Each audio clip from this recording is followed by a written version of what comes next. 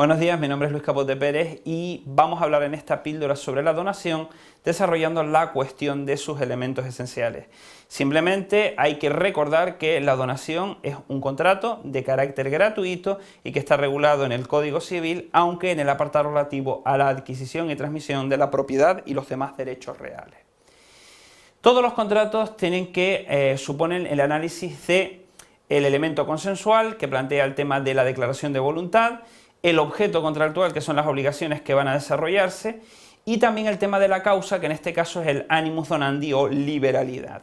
También veremos que en muchos aspectos, por su carácter gratuito, la donación es un contrato singular y plantea regulaciones que podríamos considerar excepcionales respecto a las reglas generales, como por ejemplo la relativa a la forma que debe revestir ese consentimiento. Empezando por el tema de los sujetos, hay que plantearse cuáles son los requisitos de capacidad de obrar para poder llevar a cabo una donación válida. En el caso del donante, el artículo 624 del Código Civil plantea la capacidad para disponer libremente de los bienes, lo cual presupone la mayoría de edad, aunque ya sabemos que la jurisprudencia ha flexibilizado este requisito y ha planteado que los menores puedan celebrar contratos válidos, incluso los de donación, si tienen la madurez suficiente para entender lo que están haciendo y siempre y cuando el valor económico de lo que están dando no sea excesivo. Por su parte, el donatario se le presupone tener capacidad para celebrar contratos con carácter general. De nuevo, la mayoría de edad, pero dado que se está recibiendo, también existe cierta flexibilidad respecto a que menores o incapacitados puedan recibir donaciones, siempre y cuando sean donaciones puras y no sean donaciones onerosas, esto es, con carga modal, esto es, con una pega. Por ejemplo, la recepción de 1 millón de euros supeditada a la inversión de una parte de ese dinero en una determinada finalidad. Ahí exactamente algo tenemos que hacer, algo tenemos que poner, aunque no sea exactamente una obligación. Dentro de la amplitud con la cual una persona puede llevar a cabo la posición de donatario, nos encontramos incluso con la figura del nasciturus, el concebido pero no nacido. Sobre este particular aplicamos el régimen general según el cual este tipo de nasciturus, concebido pero no nacidos, tiene una expectativa de derecho. Si el normal desarrollo del embarazo concluye en el nacimiento, la expectativa se convierte en realidad. Si el embarazo termina en aborto, la expectativa nunca se concreta. Entonces, respecto de la donación, cabe la posibilidad de que el nasciturus pueda ser donatario, pero la donación solamente se concretará cuando ese concebido se convierta en nacido. ¿Quiénes llevan a cabo la aceptación? ¿Quiénes están llamados a ser sus representantes legales? Sus progenitores. Si el nacimiento no llega a concretarse nunca, se entiende que la donación nunca se produjo porque falla uno de los elementos, falla el elemento consensual. En cuanto al objeto, hay que indicar que si entendemos por objeto del contrato la obligación que lo conforma, la obligación de dar, tenemos que ir más allá y plantearnos qué es lo que puede formar parte del objeto de esa obligación. En este caso, una obligación de dar algo. Dice el Código Civil que pueden ser objeto de donación cosas que estén dentro del comercio de las personas.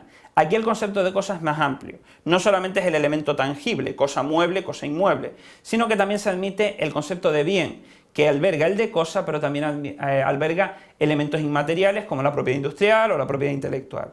También se admite, como en el caso de la compraventa, la posibilidad de llevar a cabo donaciones, cuyos objetos sean bienes futuros, cosas que aún no existen pero que están en camino de existir. Por ejemplo, la cosecha que acaba de ser plantada y que será recolectada al final del año agrícola. Sin embargo, como este tipo de contrato plantea un empobrecimiento patrimonial del que da, el Código también se preocupa de establecer límites. Por un lado, un límite protector del propio donante, que es que nadie puede dar más de lo que tiene y más de lo que necesita para poder vivir con dignidad. En segundo lugar, un límite en el cual no protegemos al donante, sino que protegemos a otra persona del donante, en este caso a sus legitimarios o herederos forzosos, que pueden ver perjudicada o amenazada su derecho a la legítima, el derecho que por ley les permite recibir por vía de herencia o por donaciones previas una parte del patrimonio del causante, si este causante se dedica a donar sus propios bienes, a veces en perjuicio de esa legítima. Esas personas, los llamados legitimarios herederos forzosos, tienen la capacidad, están legitimados para reducir las donaciones que lleva a cabo el donante causante en todo aquello que perjudique su derecho a la herencia forzosa. Pero eso es una cuestión que para desarrollarse tendríamos que hablar de un tema que no tiene cabida aquí, que es el tema del derecho sucesorio.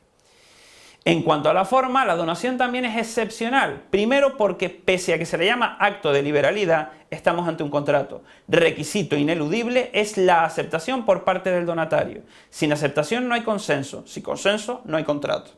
En el ámbito de las cosas muebles, esa oferta y aceptación, ese juego, ese cruce, puede llevarse a cabo de forma verbal o escrita, pero para que la verbal sea válida tiene que venir sucedida de la entrega posesoria al donatario de la cosa donada, y para que sea escrita tiene que venir con la aceptación a continuación del donatario igualmente escrita.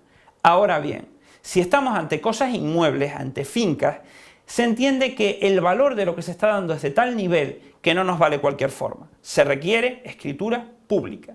El contrato de donación inmobiliaria, para no ser válido, tiene que sustanciarse ante notario. Si no es así, el contrato será nulo de pleno derecho. La consecuencia principal de la donación es la transmisión de la titularidad del bien, principalmente de la propiedad. Si el donante es propietario, el donatario se convierte en propietario a través de este acto de liberalidad. Se establecen algunas reglas de carácter excepcional que pasan por la base de qué sucede cuando el donante asume o tiene determinado tipo de deudas que vinculan a su patrimonio, o cuando se plantea la pérdida de la cosa donada a manos de un tercero que demuestra tener mejor derecho. Eso lo pueden encontrar en la regulación de los preceptos que tienen aquí expuestos en la diapositiva. Hay que indicar también que la donación puede ser dejada sin efecto a voluntad del donante, siempre y cuando se den una serie de causas de carácter objetivo. En primer lugar, la aparición de cargas filiales que cargan, valga la redundancia, con el patrimonio o en el patrimonio del donante, sobre todo la aparición de nuevos hijos o la aparición de hijos que se querían desaparecidos o fallecidos. Se reactiva o se genera la relación paterno-filial y la obligación de mantener a los hijos. Si el donante no dispone de bienes suficientes para mantener a este hijo que le ha llegado o a este hijo que le ha aparecido, pues puede solicitar la revocación de las donaciones realizadas.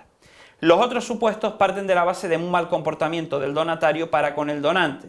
Por ejemplo, que el donatario expresa ingratitud, un mal comportamiento del que el donante es víctima, pagando con mal el bien que ha recibido, o bien supuestos de incumplimiento de las cargas en las llamadas donaciones onerosas o con carga modal, aquellas en las cuales la donación no es pura, sino que el donatario tiene que llevar a cabo un comportamiento, sin el cual o bien la donación no despliega sus efectos, o habiéndolos desplegado, estos pueden ser revocados a voluntad del donante.